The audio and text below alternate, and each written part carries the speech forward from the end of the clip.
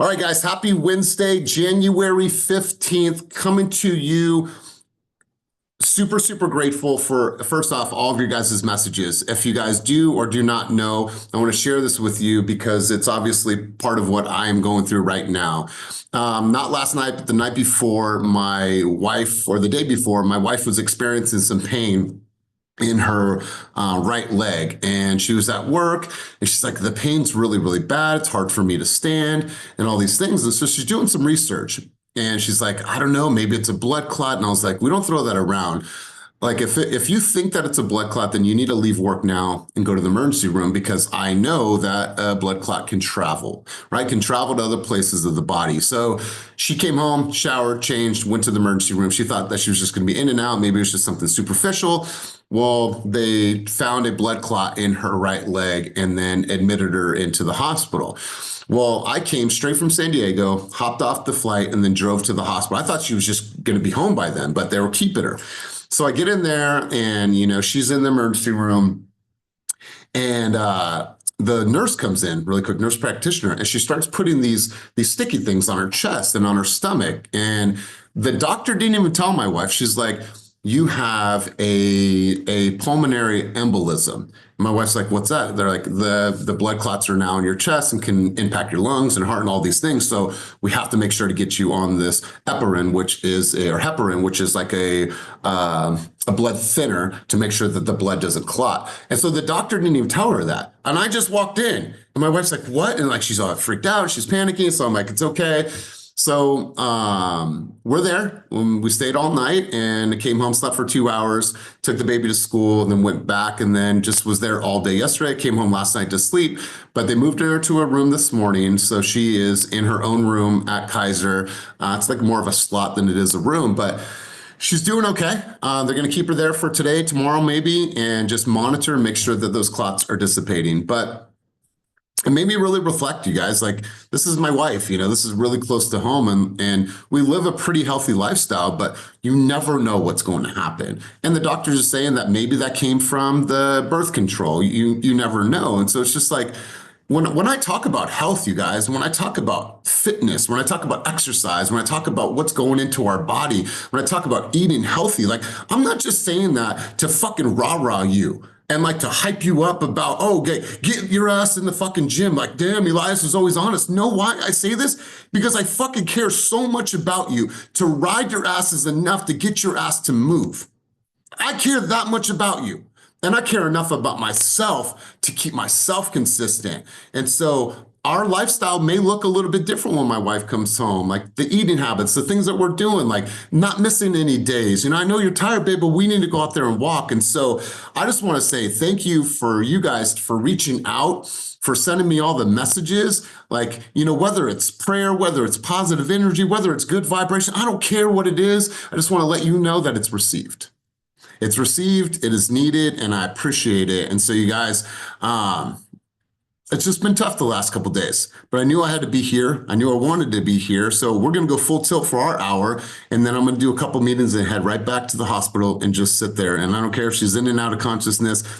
I watched the monitor all day to watch the 2 numbers of her vitals. I watched them all day. And I'd even be listening or watching a show, and I'd look, she'd be in and out of consciousness. And so the numbers didn't change. Vitals are really good. But call your friends and family, let them know that you love them. You never know what's gonna happen. Appreciate every day. Be grateful for all the people, the love, the relationships that we all have in our life, and be grateful for this beautiful thing that we call life. We know, and you guys know, this shit is fleeting. Anything can happen at any time. So love yourself, love your body, love the people around you. If you got a chip on your shoulder about a relationship, if somebody pissed you off and you just need to be that bigger person to say, you know what, fuck it, let's squash it. We got a whole lifetime ahead of us. I love you, bro. I love you, sis. And I just want us to get past this. I want to encourage you guys to do that. So that's my opening sentiment. You guys, sorry I went a little bit longer with that, but sorry, not sorry. It's it's really close to home for me. So I just want to share that thought with you, share that sentiment, and just say thank you for all of your kind words and all of you guys reaching out. So thank You you. ain't never got to be sorry to us, bro. You still here showing up for us, so never be sorry, Elias. I appreciate you, bro. I'm going to go over to Ashley. Ashley, you've been through a lot, in the last couple of weeks, but I want to have you bring us officially out on the field on this beautiful Wednesday morning. Thank you, Elias. And your family has been in my prayers regularly for the last few days. And for the open-end sentiment, actually, it was inspired by Amanda because I was texting her yesterday and I just couldn't get over her positive attitude and her strength. And it just made me think that every day we all have so much going on. Everybody's got something going on, and we have a choice every single day when we get out of bed. What are we going to do? What kind of mindset are we going to meet the day with? Are we going to decide not to make a choice and just let the day take us where we go? Or are we going to decide to meet the day with positivity, with energy, and take control over our own days? So that's my sentiment for the day. If you haven't picked your state, if you haven't picked your mindset, do it now. Take control over your day because that is something that we can control every single day. And I absolutely love that, Ashley. And it's inspired to me too, because my wife is just, she's there. She just can't lay down. She can't do anything other than lay down, but she's just in a really, really good mood and brought the kids yesterday to see her. And little Silas walks in and like, he's never been in a hospital like that, especially seeing his mom on the bed. And like, he just starts crying. I'm like, Papa, what are you feeling right now? You okay? He's like, I'm just so happy. And I love you, Mom. And he kept on saying, I love you. And like tears are running down his little face, but he's saying he's so happy. But I think that he was just nervous and didn't know how to act. And so his reaction to his emotion was just tears and like this weird little smile. And so, I'm just glad I'm able to be there for her. I'm glad that I can just spend this time, by her side. And, like I said, when she comes home, things are going to be a little bit different. Nutrition's going to be different. Exercise is going to be different. So I appreciate you guys reaching out. So let's get right into the message for this morning. I don't know if you've seen this, but there's a video right now that is talking about Nike's rebranding. Now, Nike's rebranding is more so of a branding of how they used to be as a company. Their stock dropped 29% last year, and in late December, they appointed a new CEO of the company. His name is Elliot Hill. And what Nike realized is that Nike needed to get back to some of their roots because a lot of what they were doing has become promotional. And so the history and the story of Nike was literally, if you just look at Just Do It campaign, like that story of the athlete and the athletic journey and of what these people go through to become top athletes and their story and the hardships and all those things. So what Nike realizes that when they're going up against these competitors like Hoka and On Cloud and all these new brands that are emerging, what happens is that their messaging started to get diluted. And so they have a focus now of really getting back into the storytelling of the athlete. And I think about you guys. Now, when you look at real estate professionals, when you look at realtors across the board, there is so much of this business that is self-glorifying, right? Look at what I did and I sold this home and look at me. And now I get that. There's going to be year in review stuff that you do. Obviously, put yourself on a pedestal. But when you look at the story of your consumers, because in everything that we do, you, my friends, are not the hero. And I love you all, and you know I do. You are not the hero. The hero is the consumer, what they're going through, what they've experienced, the ability to purchase a house for their family, to be able to go through any of the hardships that they went through, save for multiple years, be the first one in their family to purchase a home, to break generational curses, to put their family on, whatever it is. That is the hero. And so what I believe needs to happen more in 2025, especially on social, but as well as in your written communication, is the story of the consumer. They're the hero. And when you guys look at your journey in this last year, 2 years, I don't care how long you've been, there is so many powerful messages from your consumer. And if you can get their consent to talk about their journey, I promise you, those things are even more powerful than you saying, I just sold this house. It was beautiful, $20,000 over, 17 offers. That's all good and well. But the heart is going to be connected to the consumer and their journey because they were the hero. And then what does other consumers do? Wow, I'm like them, or I want to be like that family. And I think Otis can help me. I think Erica can help me. I think Jakara can help me because I feel so connected to that story. So what I want to encourage everybody to do is look for the opportunities to tell stories in 2025. Look at your consumers, what they went through. Like you all, like Peter just posted something the other day, like they started searching on a Friday, were in contract by a Monday. How many homes did they see over the weekend? Why were they so ready to move forward so quickly? How long had wanted. They've been searching me for that. Like, look at the stories you have right now and say, how can I mass produce this story and share this with the masses? And I promise you, that's a way to A, keep your story human, and B, not always have to search for something that I have to say, right? What you have to say is important, but I promise you, the stories of the consumers and their hero's journey story is so important right now. It is so important. Allow that to sell the other consumers on all the reasons why they should work with Glenn, all the reasons why they should work with Joanne. Those stories are going to matter more in 2025 than they ever have. And I'll tell you what's going to be an opportunity for you. It doesn't have to be polished. Now, the polished pieces will work, but Blessing made a video yesterday in her car, and so many of you reshared that. It doesn't have to be perfect. It could be in your car, it could be in your Tesla. I don't care where it is. As long as it comes from your heart, you guys, things will be able to, people will connect to that message. So I saw that story about Nike. I want to share that thought with you guys, and I want to let you guys know that stories are everything, and each of you are sitting on mountains and mountains of really, really cool stories that can help other consumers connect to you because they connect to that story. Any questions, any feedback, any insight on the conversation thus far? I have one contribution really quick. Let's go, Jakara. Ironically, yesterday, so I think, Elias, I told you that I'm a leasing agent. So one of my residents yesterday, me and him, like, we always chop it up here and there. But recently we just kind of shared each other's, like, because something like happened to me, like super, super like scary on New Year's Day. Like my sister got diagnosed with cancer. And so he was telling me that about his uncle that had passed away from liver cancer like a week and a half ago or something. So we were just like chopping it up about that. And then he was just like, he ironically brought up real estate, and I literally like, because we were just talking just about people, just like human to human. Like it literally didn't even dawn on me the fact that he brought it up out of the blue, and I was like, wait, because he was like, oh well, the house is like unsellable. I was like, listen, I was like, what do you mean it's unsellable? But I think because I was like having such a human experience with him, like it literally didn't even like phase me that he like was talking about a house that could have potentially been a deal.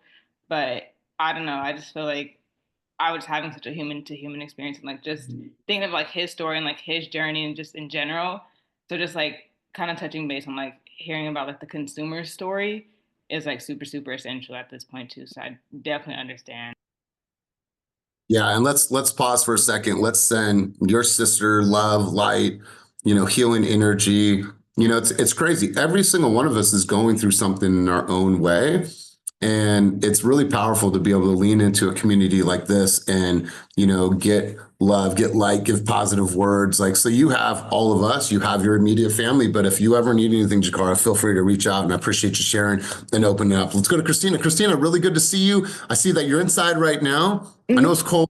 It's cold. Yes, my runs have been delayed for sure. But first off, prayers to you and your family for definitely a healing and quick recovery.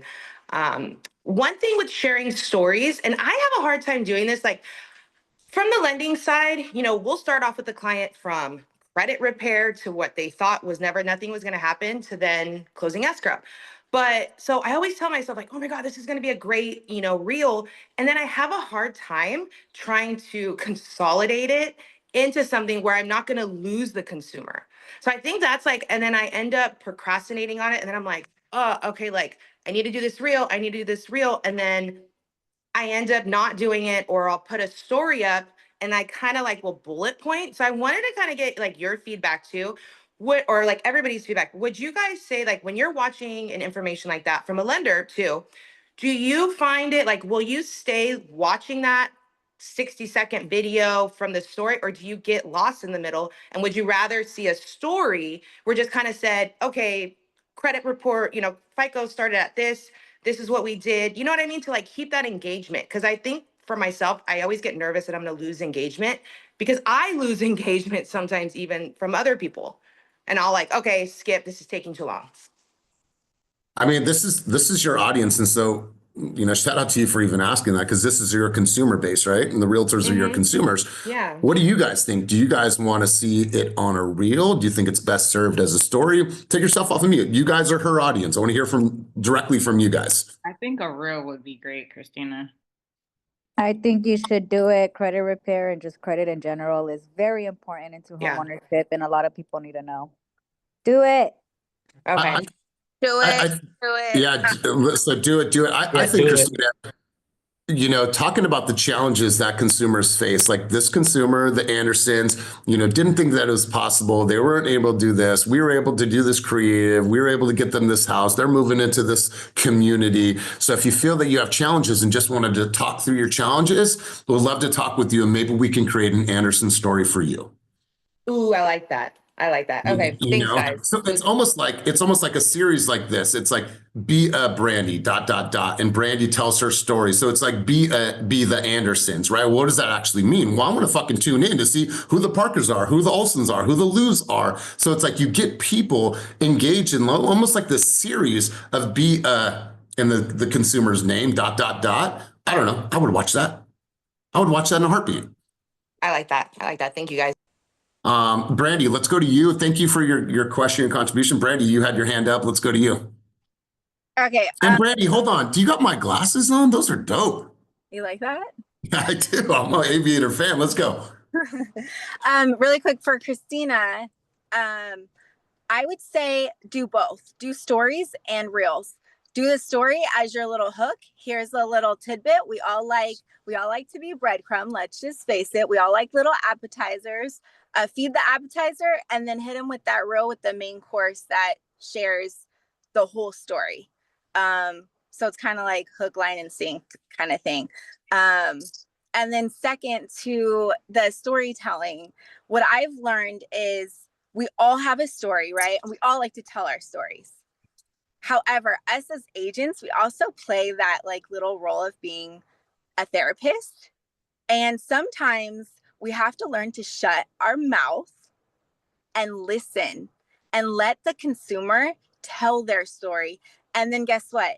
As much as the whole like we aren't the hero, we are the hero because we get to share their story. We get to put it in a nice, beautiful reel, a nice, beautiful, and share it to other consumers that it connects. We are the connectors. We get to connect the dots. And I think a lot of times when we try to make those connections with the consumer, we overcloud with our story by sharing that information and not letting them, fully tell their story. And I've learned this by being on the other side, not just as a consumer, but somebody like needing that info and trying to share a story. And then it gets, have you ever had the friend like where, you try to tell a story and then they overcloud and you're like, wait, like, I thought we were talking about me. And sometimes I feel like a consumer can feel like that because we just want to share all this information. It's kind of like an information overload by all of our storytelling without hearing their story. And so I think sometimes we just got to focus on sharing our tidbits and then sharing their story and making their story come to life. And hopefully it has a beautiful ending of them being homeowners and whatnot.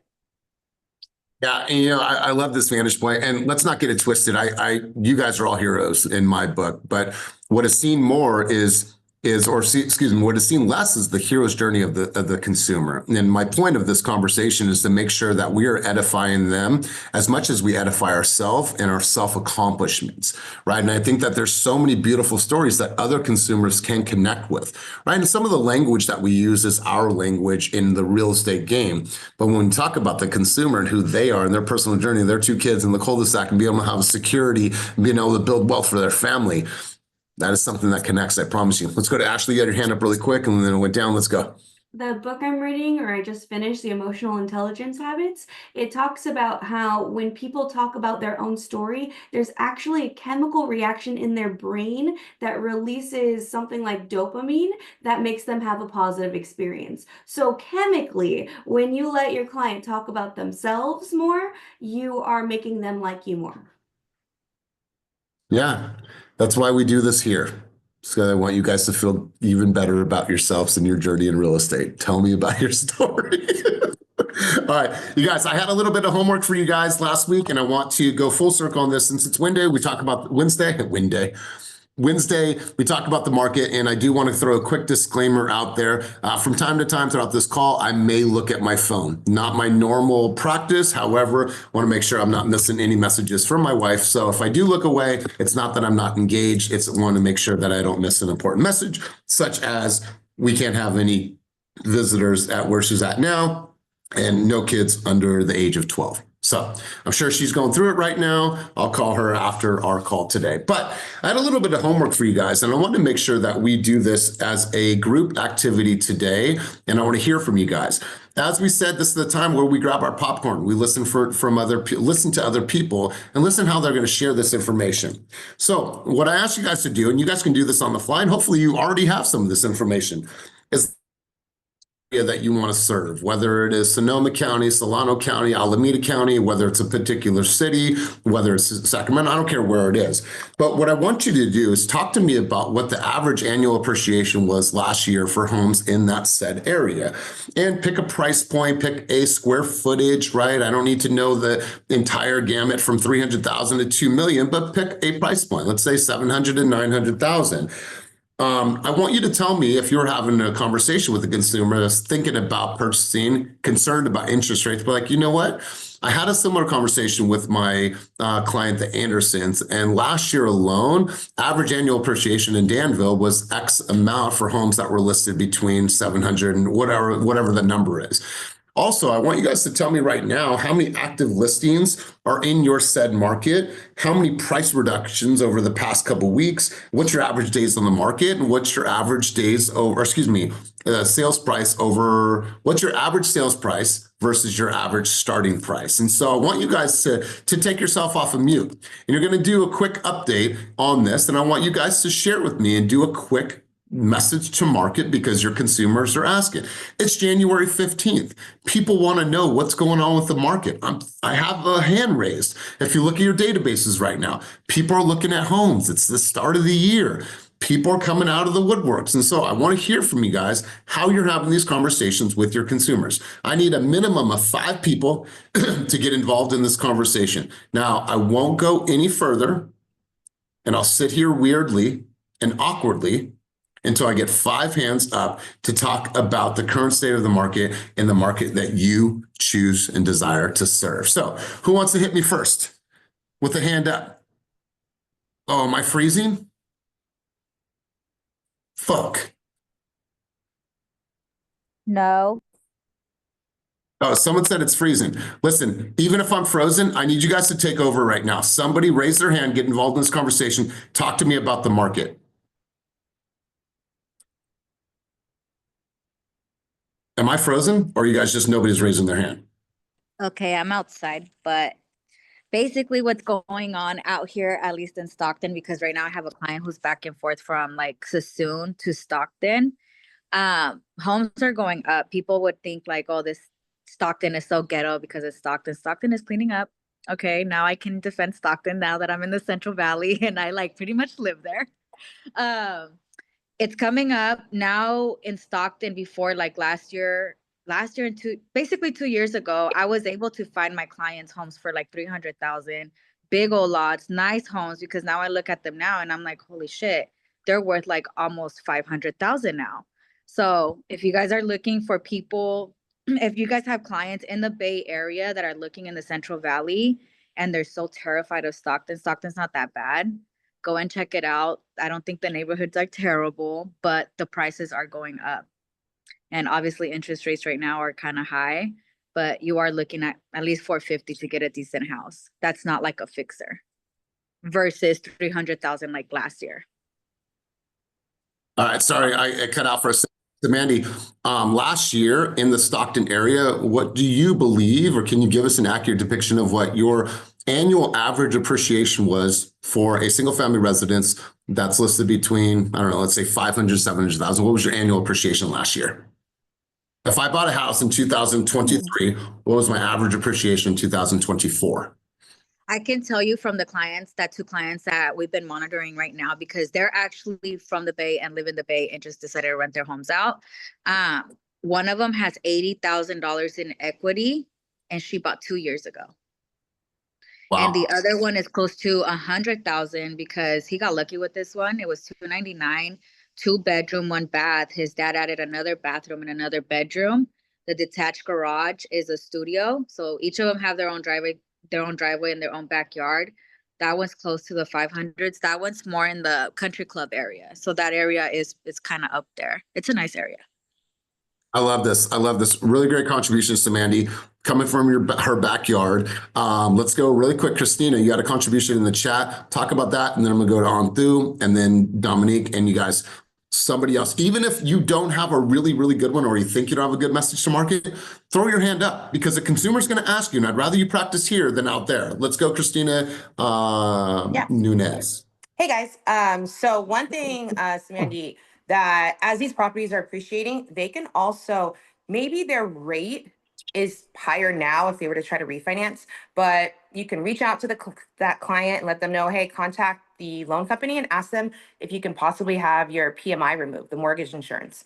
As these properties, when they appreciate so quickly like that, they can contact their loan companies. They'll say, hey, I want to see if my value, in your guys' opinion, has gone high enough to remove the PMI. The loan company will order their own appraisal. You can't order your own. They'll use their own appraiser, go out and appraise the property, let's say maybe $400 or $500, and possibly get their PMI removed. So just a little tidbit, reaching out to clients, especially in those markets that properties are appreciating that quickly, because that's awesome. Okay, Would thank that work you. with FHA? No, not with FHA though, conventional. Good stuff, Christina. Always great contributions. Let's go over to, I think it was Antu, and then we'll go Dominique, or maybe I'd mix that up, but Antu, you're next. Well, so Mandy kind of shared a lot of it because I just did a research for the Stockton area, and I'm from Stockton, raised here. But Stockton's not bad at all, actually. There's just some pockets that are really bad. But she's right. Like I'm looking for a 450, and there's really isn't anything great in great neighborhoods. And if you want to look in great neighborhoods, like if you want to look, say, the Spanos area or Brookside, there's nothing under 500. There's everything is 550 and above, and a 550 is for like a 3 bedroom. But yeah, have your clients come and look out in Stockton, especially when 5 to 10 years from now, it's the 500K that they're buying, it's going to be $1 million. So Yeah, I absolutely agree with that. I saw that report. I saw this, this trend. But let me ask you this right now, when you're looking in the Spanos area, what is the average over asking price that people are paying? So let's say the starting was 500, 600. What are people paying over asking on an average? 1%, 3%? honestly, it's not been so maybe in the last 3 months because I've been going really hard at it. It's not at over asking price at all. If anything, buyers or sellers have been posting for really over the asking price, and a lot of them have been taking like a cut from 10 to maybe 35K, and that's been consistent. But as of like literally January, I have seen prices rising up, and homes are actually taking back and they're selling at listing or over asking. So, but not that many over asking, but mostly at listing price, which is already a better market than like 3 months ago. Love it. I love it. Great contribution. Let's go, Dominique. Dominique, thank you as well for your kind messages. Good to see you. Let's go, Dominique. Wait a minute. Hold on a second. Is that new? Your espresso maker? Oh no, I've had that for a long time. I just All right. That's what we need in our house, but go on. Sorry. yeah, no worries. So I've been honing in on the Berkeley market and wait, I don't know. Zoom said it looks like I was talking low. Sorry. I've been honing in on the Berkeley market because we're actually in the market to purchase in Berkeley. And so, but also, it's also area I serve. That market is growing. So we've been looking at both rentals and purchasing, and they both kind of go hand in hand when we're talking about the market, right? And so homes are sitting on the market for rentals as much as they are and so the homes within the last, I say 30 days that have sold, let me see, 14, Okay, so there are 8 pending, and 6 of them went pending more than 40 days. So 40 days on up is when they went pending. And this is hard for us as a buyer being in the market, because we're thinking, okay, we're going to go in and we're going to try to lowball, right? Because it's been on the market literally 40 days or above, like at least 80 days. And Berkeley is Berkeley is quite a big city. It's smaller, but it's big compared to some other cities. And so they don't have new builds going up. If you don't have new builds going up, then demand is still going to be really high because your supply is like not enough. And so Berkeley is obviously very desirable. But given that their market has slowed down as far as how fast they're going, they're still selling above list. Over in the higher price ranges, you're still seeing it may sell like maybe at list or a little under, but most of them are selling at least slightly above or 200 to 300,000 above. But it's really hard to gauge sometimes because the market isn't cookie cutter. So what you may see in one, like one house may be, 2 stories, 1,800 square feet. You may see next door there's a 1-story house, and that's just Berkeley for you.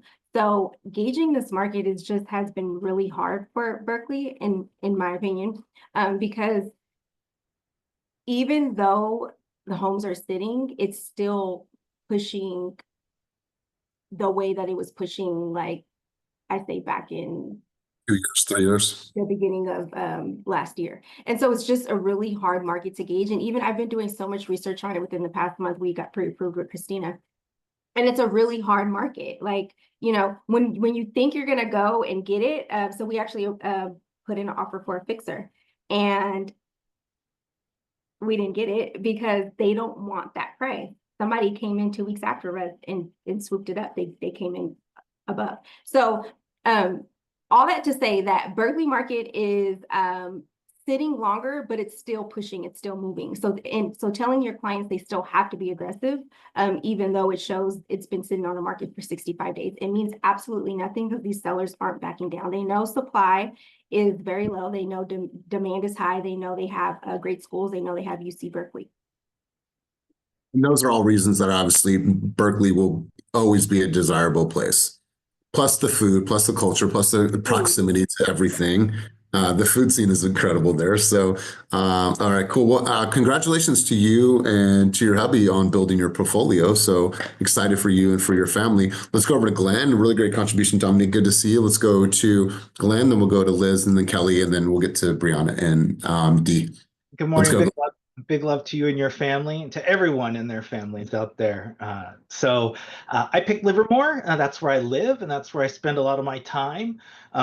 So Livermore market, we really are divided when it comes to detached versus attached homes, right? So if you are looking at a condo, it's a great way, or a townhome, it's a great way to get into home ownership for under $1 million and still get all of the great school districts easily accessible to Silicon Valley, San Francisco, public transportation, so you could jump on BART.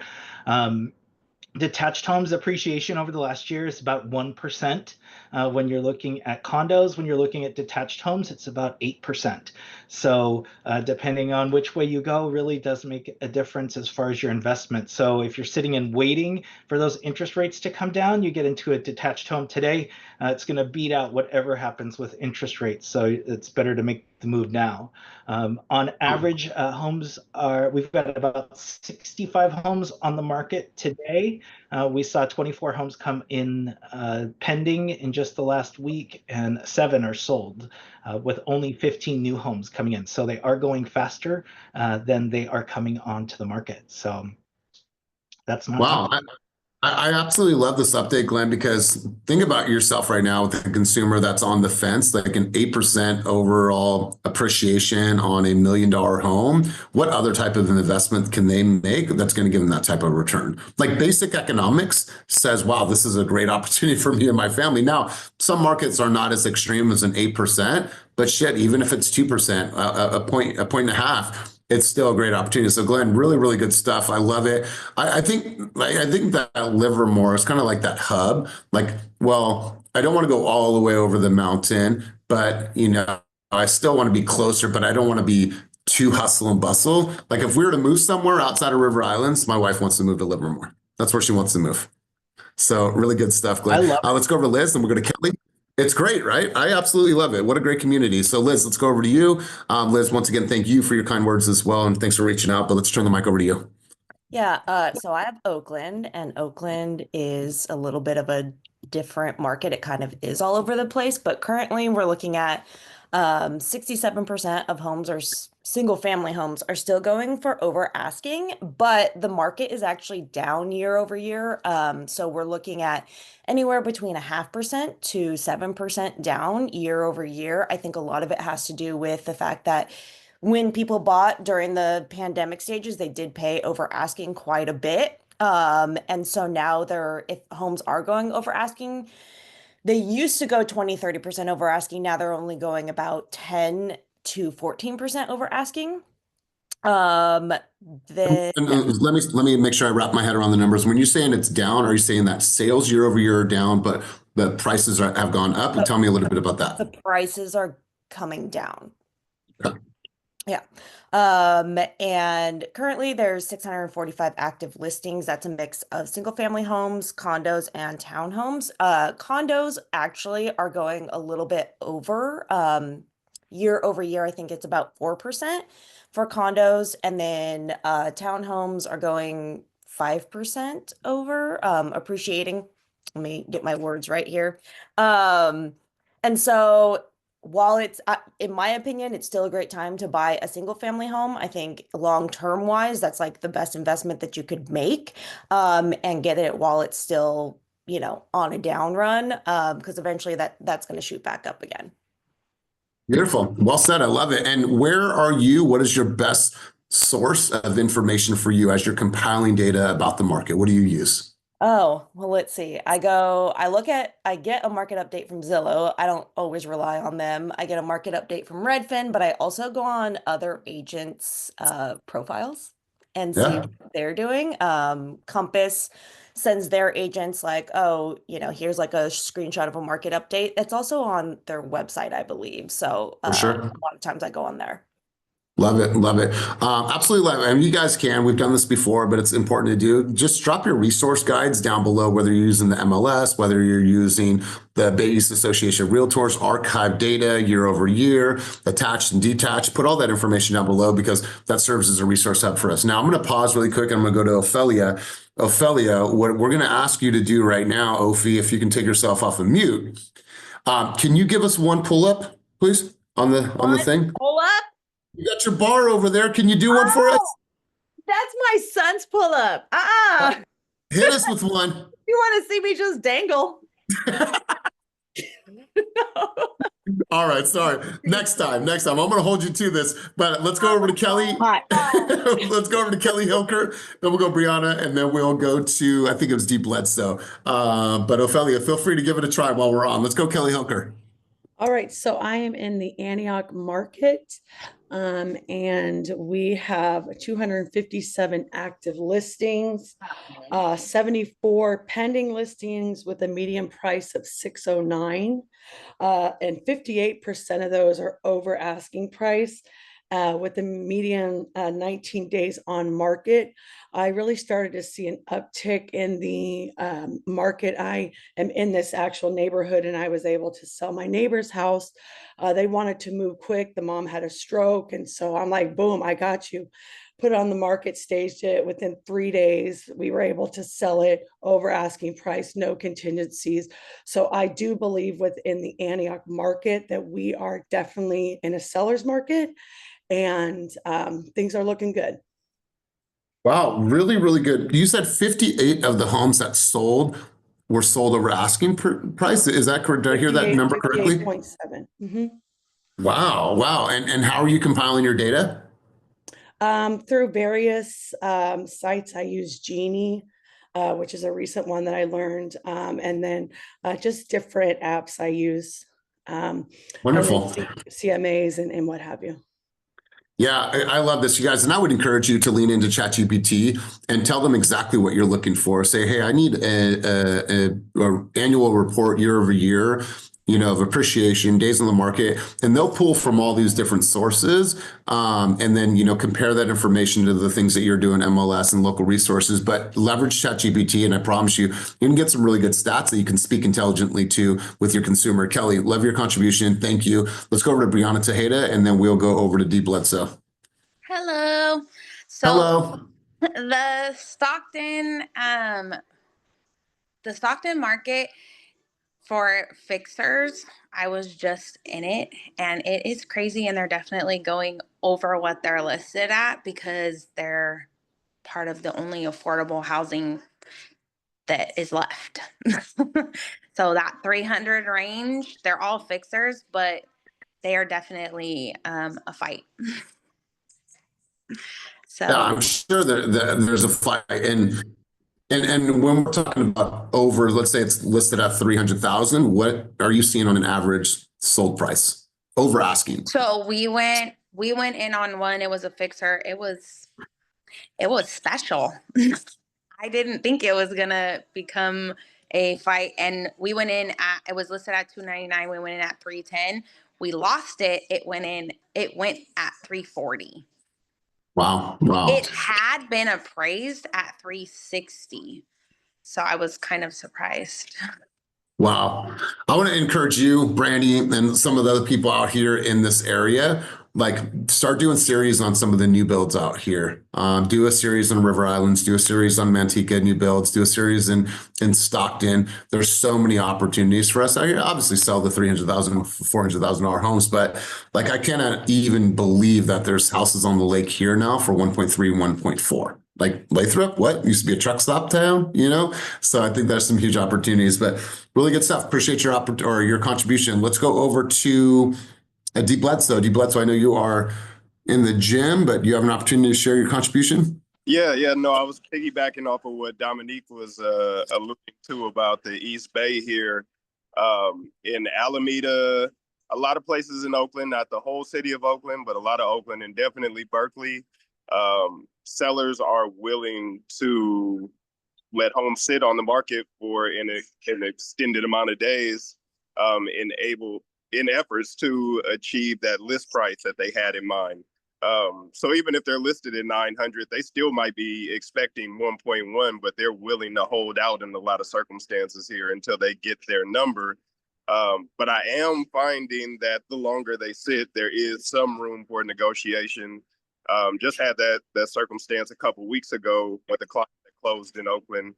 At first, I think they started at wanting 800 for the home, and we ended up getting into contract around 730, I believe. But they held out for a good 60 days before they were willing to lower the price.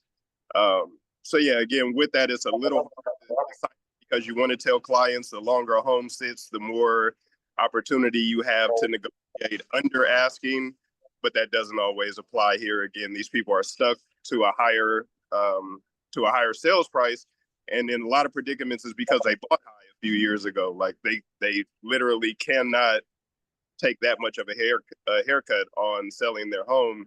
So we'll see those predicaments pop up. Yeah, and I'm really glad that you're saying this because it all depends on the seller, on their desire to need to sell, like what's next for them in their life. Like if they don't have any like impending event, then yeah, maybe they can hang on. If it sells, it sells. If it does not, we're okay. And you're going to have that. I think it's very market specific as well. Somebody that can hold on and say, I can get $200,000 more for this. I'm not in a hurry. Yeah, I think the old adage, if it's on the market for X amount of days, we have an opportunity to negotiate. In some cases, yes. In some cases, no. So really appreciate it. I appreciate your vantage. Lastly, some investors are trying to get from under their investments right now. So you can find deals there. Like again, this home I closed last week or the week before, whatever. They bought a home right next door to that, totally redone, but they haven't put it on the market yet. So I have a client looking under 700,000. This home fits that criteria, but it's not even on the market. And so you can find other opportunities if you know that investors are holding on to properties, maybe waiting to list later, but just keep your ear out because there are homes that they're waiting to put on the market, but they might be willing to sell now. Love it. Great contribution, man. That song that you did in the tunnel. I don't know how you guys closed down the tunnel. I reposted it the other day. The song was absolutely dope. Fire. Love it. Let's go over to Jacob Alley and then we'll go over to Ashley. Ashley, would love to hear your thoughts on where the market is as a whole right now, what you guys are experiencing, interest rates, CPI, all the good stuff you guys always talk about. Let's go, Jacob. I was just gonna say, Damien's completely right. Like me and Otis, we were working with this one client. His name was Andre, and this house was listed at 997 and was on the market for like 80 something days. And they didn't care. We wrote over and they countered us because they really wanted 1.1. And it just had like $50,000 worth of foundation issues, but we were still able to negotiate it, and took about a month, but we got them to 1.025. So I mean, we ended up making it work. But yeah, he's definitely right about that. Wow. Good stuff, Jacob. I love it. Let's go over to Ashley and or Jeff, or both of you guys. Would love to hear from you guys, your vantage point, what you guys are experiencing, what you're seeing, some of the sentiments. Talk to us a little bit about the market right now. Let's go Ashley first. Today is a great day for interest rates. We got consumer inflation in, and even though the headline wasn't where the market wanted it to be, core inflation, we had a surprise and we got some really good news. All that means for us is if you open up that picture I put in the comments, the red means that interest rates are going in the wrong direction, and the green, look at today, it's 51 basis points in the right direction. So if you have anyone that is like on the border of locking a loan right now, today's a really good day to do it. We got a lot of that negative back today. Love it. Appreciate that. Thank you for sharing. Make sure that you guys grab that photo that is in the chat. Jeff, let's go over to you. Yeah, great day for a market update. I was very happy to see the numbers this morning because it's been a little, I don't know, depressing these first few weeks, and as we get farther away from the election. Again, just more uncertainty in the market. And the market doesn't like uncertainty. So it just seems like it's treading water right now. And so many conversations we've had, either internally, externally, analysts kind of see 2025 a little bit of a repeat of 24 when it comes to interest rates, unless we see some kind of breakout one way or the other, or some socioeconomic, or not global economic issue or problem, or something that requires a flight to safety, bonds pushing rates down. So great news today. If we can get some more momentum behind the inflation numbers, fantastic. The jobs numbers are always pivotal. You know, every single month they come out that first Friday of every single month for the previous month. Those are really going to dictate what interest rates do. So, you know, again, I just, preach to everybody in my sphere, like, look, we've become pros at this. We all know how to deal with this market, and you're all good at it. So let's just, keep charging at it. And if we get lucky and we get some rates to dip, then just be ready to take advantage of it. Yeah, really good stuff. Really good stuff. Appreciate you guys' contribution as always. As we close out, a couple things I want to share with you guys really quick.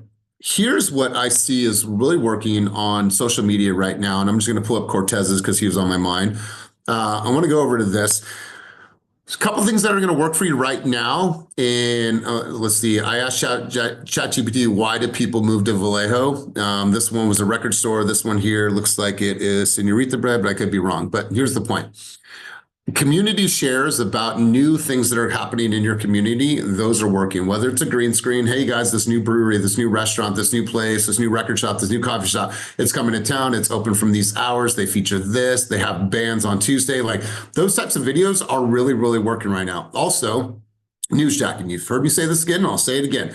Take an article that you read, whether it's about the market, about conditions, best places to live in the United States of America, top 10 places to live in the United States of America, most expensive places, whatever it is. You guys have seen that.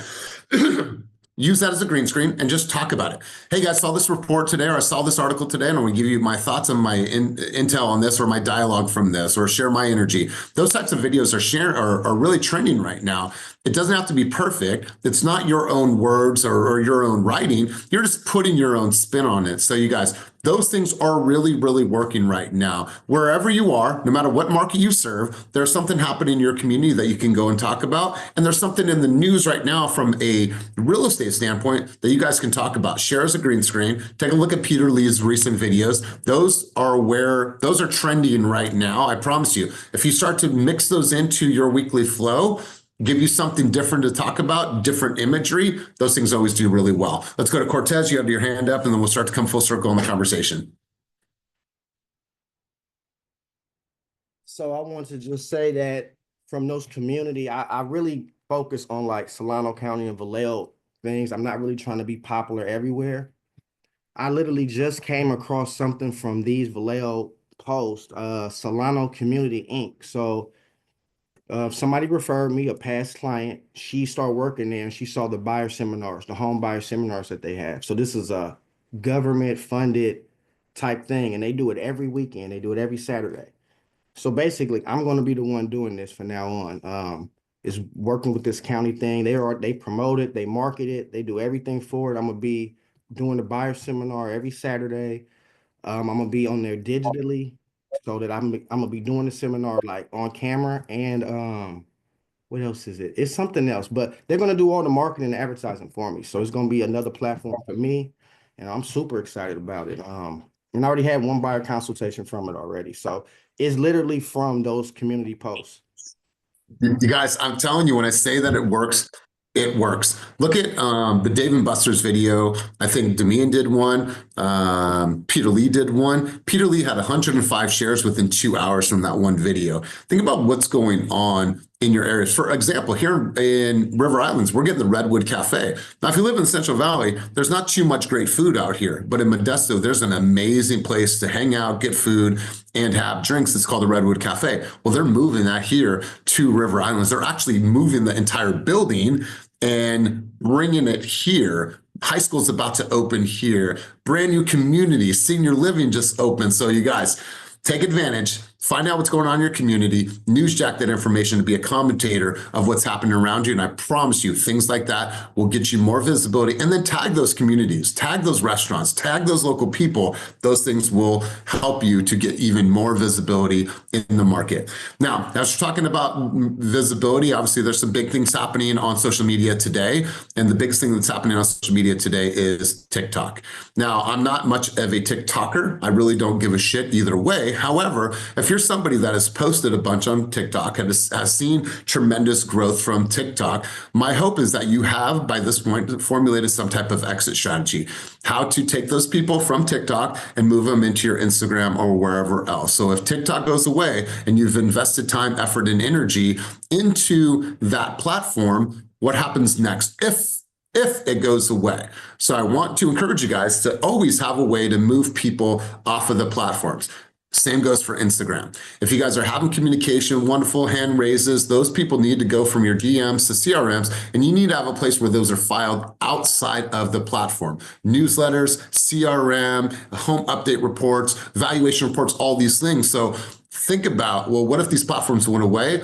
Do I have all my eggs in this basket, or can I move those people off the platform, put them into my personal database, personal CRM? So if you are and have been all in on TikTok, hopefully you guys have some type of exit strategy. So I'm going to go over to some guests really quick. Michelle from New Jersey. Michelle, key takeaways from our time together today. Let's hear it from you. One key takeaway from our time together today. Well, good day, There everyone. we Favorite MBA realtor. I'm a licensed real estate broker in New Jersey. So I am in the high cost areas just like you guys. And this is my first time on this call, and I gotta say this has been pretty phenomenal. Just hearing everyone's key takeaways, I'm blown away, I will say. And just to learn a little bit more about your market, I'm like, wow. I once upon a time wanted to move to California, and I'm like, it's the same thing like over here. So I don't know about that anymore. But Now, Michelle, have we met before and I invited you to come here, or how'd you find out about our group? So yeah, I met you at EXPCon, right? So we Yeah, met at now I remember. EXPCon. Yep. And then Cortez invited me to come in today. So I was like, yeah, I Wonderful. definitely want to get on this call. Well, wonderful. Well, Michelle, it's always a pleasure to have you, have any guests. You guys got some really, really big, exciting news happening within the real estate community, especially for our Fast Forward Movement group. I met with them on Monday, and we're going to be making some really, really important advances to that important group. We're going to be doing all kinds of different trainings and more visibility, more reels for you guys to share to get even more people to Fast Forward Movement, because that is a huge opportunity for all of us. And I don't think that we're all tapping into it enough. And so on Mondays, I'm going to always encourage everyone to come with me to the mastermind that happens at 10 o'clock. So taking a half an hour off, then come to the mastermind. But at 11 o'clock, who's talking? Can you mute yourself? Thanks. Oh, I'm so sorry, Elias. It's me, Jessica. I'm so sorry. Okay, bye. Thanks. I don't know where I was. Oh, on Mondays, we've always done the mastermind, and then right after is the master class. One thing about, in your case, 8:30 group coaching, and then the mastermind at 10 o'clock, and then stay on for another hour for a master class. So that master class is now going to go away, and it's going to be on Fridays at 10 a.m. And so we're going to make some adjustments to the Fast Forward Movement calendar that are going to benefit you guys all. And I'm excited to have a bigger contribution, a bigger role within the Fast Forward Movement community, because there's so many amazing things that happen there. We're going to heighten that visibility. We're going to bring more awareness to that group. So I want to encourage you guys to not only come yourself, but to bring people with you to hear, as well as the Fast Forward Movement. So you guys, more information to come on that. But as always, keep it moving towards your dreams, goals, and vision. I'm going to go wrap up a couple meetings and then head over to the hospital. Really quick, Ophelia, what was your contribution? You're going to do a pull up for us? No, I tried, it didn't work. How do I get a current password? I always get one emailed and then it's not the same one, or I have to like search for it. And that's what's so All right, so text me right after this. I'm going to get you into the Fast Forward Movement Facebook group, because if you're a part of our direct organization, you will. But we actually post that every single week in events and training, the new password in Slack. All right, you guys, thank you for being here. Keep it moving towards your dreams, goals, and vision. Make sure to text me if you have anything, you need anything. I'll be at the hospital, whether I'm in the car, in the cafeteria, or sitting right next to my wife. You guys, thank you for all your kind words. Thank you for all your love, your light and positive energy. And I'll keep everybody posted of how she's doing. Thank you guys. Have a great day. Thanks all.